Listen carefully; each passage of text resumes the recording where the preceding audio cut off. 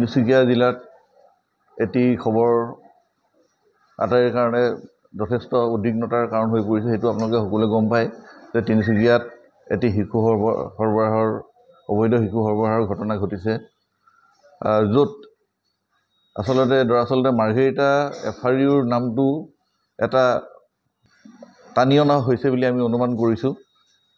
যিখিনি আমি নিউজ পাইছোঁ তাৰ স্পষ্টীকৰণ দিবলৈ আজি মই আপোনালোকক ওলাইছোঁ চিকিৎসালয়খনৰ মাৰ্ঘেৰিটা FRUৰ এজন অধীক্ষক হিচাপে। আচলতে কথাটো এনেকুৱা ধৰণৰ হৈছিলে যে যোৱা 13 জুলাই তাৰিখে দেওবাৰ আছিল, জনৈক শ্ৰীমতী পদুমী মৰাণ, তেওঁৰ আছিল ঋতুবন গাঁৱৰ কঁঠালগুৰিৰ, হাজবেণ্ড আছিল দীপজ্যোতি মৰাণ। তেওঁ ইয়ালৈ আহিছিল পুৱা 3:35 বজাত আমাৰ লেবাৰ ৰুমলৈ। আহিয়েই লগে লগে তেওঁ ডেলিভাৰী হৈছিল 3:37 বজাত। কন্যা সন্তান জন্ম হৈছিল। জন্মৰ পাছতে মাতৃ কন্যা দুয়ো সুস্থ অৱস্থাত আছিল ইয়াতে। আৰু আমাৰ যিটো চৰকাৰী নিয়ম অনুসৰি আমি মাতৃ আৰু শিশুক 48 ঘণ্টা ৰাখিহে আমি ছুটি দিব পাৰোঁ, সেইটো চৰকাৰী নিয়ম বান্ধি দিছে। আৰু সেই হিচাপে আমি তেওঁক ডেলিভাৰী পাছৰ যিখিনি পৰিচৰ্যা কৰিব লাগে সেইখিনি কৰি থকা হৈছিল। কিন্তু তাৰ পিছদিনাই অৰ্থাৎ সোমবাৰে পেচেণ্টগৰাকীৰ শ্ৰীমতী পদুমী মৰাণৰ তেওঁৰ স্বামীৰ কিবা গৰু চোৰ সম্বন্ধীয় কিবা এটা ঘটনা ঘটিছিল ঘৰত। তেওঁ আমাক জনোৱা মতে, আমাৰ ডিউটি চিষ্টাৰক জনোৱা মতে, সেইবাবে তেওঁ খৰধৰকৈ ইয়াৰ পৰা যাব বিচাৰিলে। কিন্তু আমাৰ কৰ্তব্যৰত নাৰ্ছে সেই কথাটো এলাউ নকৰিলে। প্ৰথম ভাগত কিয় নকৰিলে যে 24 ঘণ্টা যিহেতু পাৰ হৈ যোৱা নাই, যিকোনো মুহূৰ্তত যিকোনো ধৰণৰ বিপদ ঘটিব পাৰে। কাৰণ প্ৰসূতিৰ মৃত্যুৰ হাৰ যিটো দেখা গৈছিল 24 ঘণ্টাৰ ভিতৰত যিকোনো ধৰণৰ কমপ্লিকেশ্যন হয়, সেই মৃত্যুৰ হাৰ অধিক বঢ়াই তোলে। গতিকে সেই সাৱধানতাৰ বাবে আমি গভৰ্ণমেণ্টে এইটো ছিষ্টেম কৰিলে যে 48 ঘণ্টা থাকিব লাগে। কিন্তু পেচেণ্টগৰাকীয়ে বাৰে বাৰে তেওঁ আমাৰ কৰ্তব্যৰ চিষ্টাৰক নাৰ্ছক জোৰ দিলে যে তেওঁ যাবই লাগিব। আৰু শেষত আমি যিহেতু গভৰ্ণমেণ্টে এটা নিয়মো বান্ধি দিছে, আমি যে জবৰদস্তি জোৰ প্ৰয়োগ কৰি কাকো আমি বান্ধি ৰাখিব নোৱাৰোঁ। তেওঁ এগৰাকী প্ৰাপ্তবয়স্ক মাতৃ আৰু সন্তান প্ৰসৱ কৰিছে। গতিকে তেওঁ যেতিয়া যাব বিচাৰিলে, বাৰে বাৰে যাব বিচাৰিলে, শেষত আমাৰ কৰ্তব্যৰত নাৰ্ছে এটা কথা তেওঁক জনালে, তেওঁ যদি যাব বিচাৰে তেওঁক আমাৰ যিটো আনুষ্ঠানিক ছুটি যিখন দিয়া হয় সেইখন দিয়া নহ'ব। 48 ঘণ্টাৰ পাছতহে সেই পত্ৰ প্ৰদান কৰা হয়। যদি তাৰ আগত যাব খোজে অত্যন্ত ব্যক্তিগত কাৰণত, তেতিয়া তেওঁ এটা চহী কৰি যাব লাগিব। আৰু সেই চহীটো আমাৰ ইয়াতে প্ৰদান কৰিলে সেইটোক আমি ডামা বুলি কওঁ, DAMA, ডিscharge এগেইনষ্ট মেডিকেল এডভাইচ। এইখন হ'ল তেওঁৰ যিখন আমাৰ এডমিশ্যন ৰিপৰ্ট, তাত তেওঁৰ চহী লোৱা হৈছে। সেইটো আপোনালোকে নোট কৰিব পাৰে। এই ওপৰত লোৱা হৈছে, তেওঁ নিজে চহী কৰিছে, পদুমী মৰাণ। আৰু ৰেজিষ্টাৰটো সেইটো আমাৰ সময় মেনশ্যন কৰা হৈছে যে 14 তাৰিখ সোমবাৰ আবেলি 3 বজাত। ইয়াত বহুতখিনি নিউজ অলৰেডি ওলাই গৈছে, দেখিছোঁ, শুনিছোঁ যে এবস্কণ্ডেড বা ইয়াৰ পৰা পলায়ন কৰা নাই। সেইটো মই আজি আপোনালোকক ক্লিয়াৰিফাই কৰি দিছোঁ সংবাদ মাধ্যমৰ যোগেদি। এবস্কণ্ডেড বা যদি পলায়ন কৰিলেহেঁতেন আমাৰ কৰ্তৃপক্ষৰ অগোচৰে বা ইয়াৰ কৰ্তব্যৰ নাৰ্ছৰ অগোচৰে, তেতিয়া হয়তো সেই কেছটো এটা ক্ৰিমিনেল কেছ হ'লহেঁতেন বা আমি পুলিচক অৱগত কৰিলোহেঁতেন। এই ক্ষেত্ৰত এগৰাকী প্ৰাপ্তবয়স্ক মাতৃয়ে যেতিয়া নিজৰ সন্তানক লৈ যাবলৈ জোৰ কৰি ইয়াত ছিগনেচাৰ মাৰি পেলাই যেতিয়া গৈছে, সেইটো আমাৰ কাৰণে অবৈধ নহয়, এইটো বৈধ প্ৰক্ৰিয়াই হয়। আৰু বহুত ক্ষেত্ৰত ব্যক্তিগত কাৰণত এনেকুৱা যাবলৈ দিয়া হয়, আমি ধৰি ৰাখিবতো নোৱাৰোঁ, নহয় জানো? ধৰি ৰাখিব নোৱাৰোঁ। গতিকে তেওঁ গ'ল, কিন্তু তেওঁক এইটো কথা কৈ পঠোৱা হ'ল যে তেওঁৰ যিখন ফৰ্মেল যিখন ছুটি, সেই ছুটি কাগজখন আমি পিছত প্ৰদান কৰিম। আৰু সেই হিচাপে পিছত প্ৰদান কৰা হৈছিল। সেইটো আমি কিছু ক্ষেত্ৰত আমি এনেকৈ কৰিবলগীয়া হয়, কাৰণ সেই ছুটি পত্ৰখনৰ প্ৰয়োজন। নতুন বাৰ্থ চাৰ্টিফিকেটৰ কাৰণে হওক বা আচাৰ যিটো ইনচেণ্টিভ পায়, যিটো অনুদান পায়, সেইটোৰ বাবে এই ছুটি পত্ৰখন খুব প্ৰয়োজনীয়। বা যি নহওক, ইয়াৰ পিছত যেতিয়া মানুহগৰাকী যোৱাৰ পাছত আমি খবৰ পালোঁ আশাগৰাকীৰ মাধ্যমেৰে যে তেওঁ ঘৰত গৈ নতুন নৱজাতকৰ যিটো নিয়ম কৰিব লাগে, সামাজিক নিয়ম, সুধি ইত্যাদি, এই সুধি ইত্যাদি তেওঁৰ ঘৰত গৈ কৰিলে। সুধি কৰাৰ পাছত তেওঁৰ কি হ'ল সেইখিনি বিষয়ে আমি অৱগত নহয়, কাৰণ আমাৰ লগত কোনো সম্বন্ধই নাই কেছটোৰ। 25 তাৰিখৰ দিনাখন মই ব্যক্তিগতভাৱে আমাৰ হস্পিটেল কৰ্তৃপক্ষই এটা ফোন কল পাইছিলোঁ আমি তিনিচুকীয়া চিভিল হস্পিটেলৰ পৰা। তিনিচুকীয়া চিভিল হস্পিটেলৰ পৰা চাইল্ড কেয়াৰ বুলি এইটো অৰ্গেনাইজেশ্যন, তেওঁলোকৰ এজন বিষয়াই ফোন কৰি জানিব বিচাৰিছিল যে বিশেষ এই নামৰ পদুমী মৰাণ নামৰ এগৰাকী প্ৰসূতিয়ে তাত এটা নৱজাতক সন্তান 13 তাৰিখে ইয়াত জন্ম দিছিল নেকি। সেই বিষয়ে আমি যিটো অফিচিয়েল ৰেজিষ্টাৰ বুক আছে, অফিচিয়েল ডকুমেণ্ট আছে, সেইটো আমি অনুসন্ধান কৰিছিলোঁ। আৰু অনুসন্ধান কৰি যেতিয়া পাইছিলোঁ যে এয়া সত্য, তথ্যটো সত্য যে 13 তাৰিখে হয়, দেওবাৰ আছিল, ৰাতিপুৱা 3:37 বজাত এই সন্তান ইয়াত প্ৰসৱ কৰিছিল।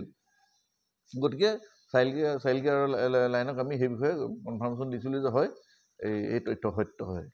তাৰপিছত আমি তেওঁলোকৰ পৰা আৰু কোনো ধৰণৰ ফোন পোৱা নাছিলোঁ। এতিয়া আজি দিন ধৰি কোনো ধৰণৰ তেওঁলোকৰ পৰা আমি যোগাযোগ পোৱা নাই। তাৰপিছতে ইতিমধ্যে জনামতে খবৰত আমি যিখিনি পিছত গম পালোঁ যে ইতিমধ্যে 25 তাৰিখে সন্তানটিৰ কিবা অসুবিধাৰ বাবে হয়তো তিনিচুকীয়া চিভিললৈ লৈ গৈছিল, তাত ভৰ্তি কৰাইছিল আৰু তাত চিকিৎসা কৰাইছিল। তেতিয়াই চাইল্ড কেয়াৰে গম পায় আৰু গম পাই পেলাই এই বিষয়ে অনুসন্ধান কৰে, পুলিচত সেই হিচাপে এজাহাৰো দাখিল কৰে। আৰু এজাহাৰৰ ভিত্তিত তিনিচুকীয়া চিভিল হস্পিটেলৰ এগৰাকী স্বাস্থ্যকৰ্মী আছিলে, তেওঁৰ নামটো আমি খবৰৰ মতেই পাইছোঁ, তেওঁৰ নাম আছিল জিনামণি গোহাঁই বুলি আমি গম পাইছোঁ। সেইগৰাকী স্বাস্থ্যকৰ্মী আমাৰ হস্পিটেলৰ স্বাস্থ্যকৰ্মী নহয়। তেওঁক শুনামতে, সংবাদ মাধ্যমেৰে শুনামতে তেওঁক ইতিমধ্যে আৰক্ষীয়ে গ্ৰেপ্তাৰ কৰিছে বুলি শুনিছোঁ। আৰু যাক দিছিল সেইজনক ইতিমধ্যে গ্ৰেপ্তাৰ কৰিছে নে নকৰিছে সেই বিষয়ে আমি অৱগত নহয়। গতিকে কথাটো হ'ল যে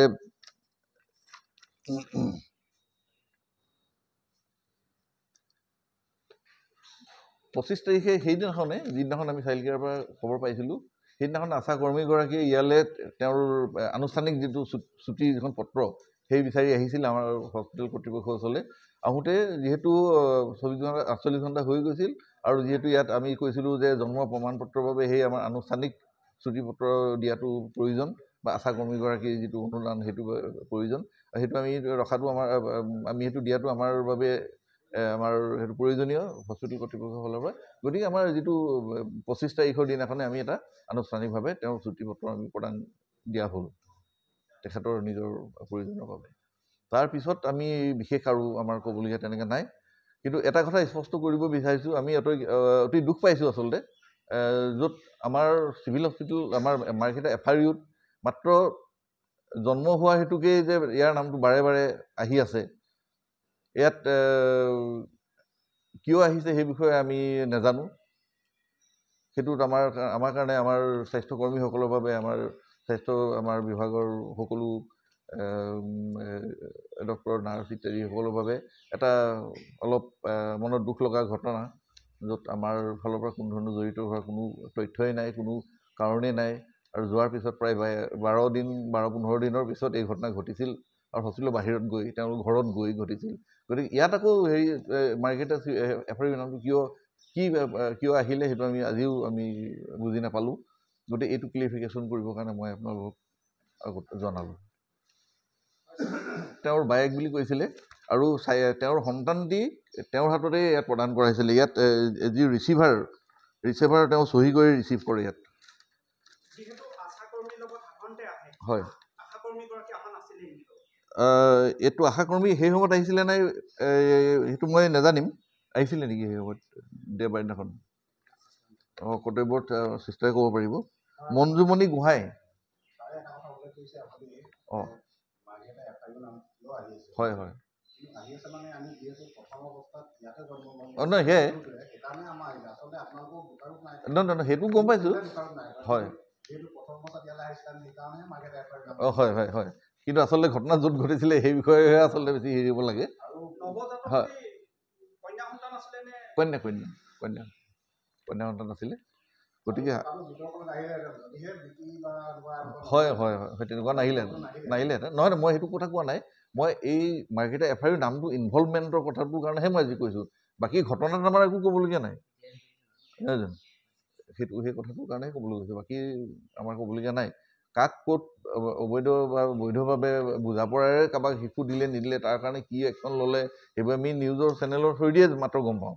আৰু সেইটোত আমাৰ কোনো ক'বলগীয়া কথা নাই। আমাৰ মাত্ৰ ইয়াত জন্ম হৈছিল, আমি কৰ্তব্য পালন কৰিছিলোঁ জন্মৰ খালি আচলি ঘণ্টা নোহোৱাৰ কাৰণে সেইটো দিয়া নহ'ল আৰু যিহেতু এইটো মাতৃগৰাকী নিজে চহী কৰিছে আপোনালোকে দেখাইছে দামা ডিছচাৰ্জ এগেইন মেডিকেল এডভাইচ চহী কৰি গৈছে গতিকে সেইটো কাৰণে আমাৰ এইটো কোনো ধৰণৰ ক্ৰিমিনেল এক্ট নহয় এইটো আমাৰ ৰেগুলাৰ এক্ট হ'ব পাৰে বা সেইটো কাৰণে আমি কোনো কৰ্তৃপক্ষক ইনভল্ভ কৰিবলৈ বিচৰা নাই পুলিচক জনোৱাৰ প্ৰশ্ন নুঠে পুলিচক জনোৱাৰ প্ৰশ্ন উঠে যেতিয়া যে ইয়াৰ পৰা পলাই যায়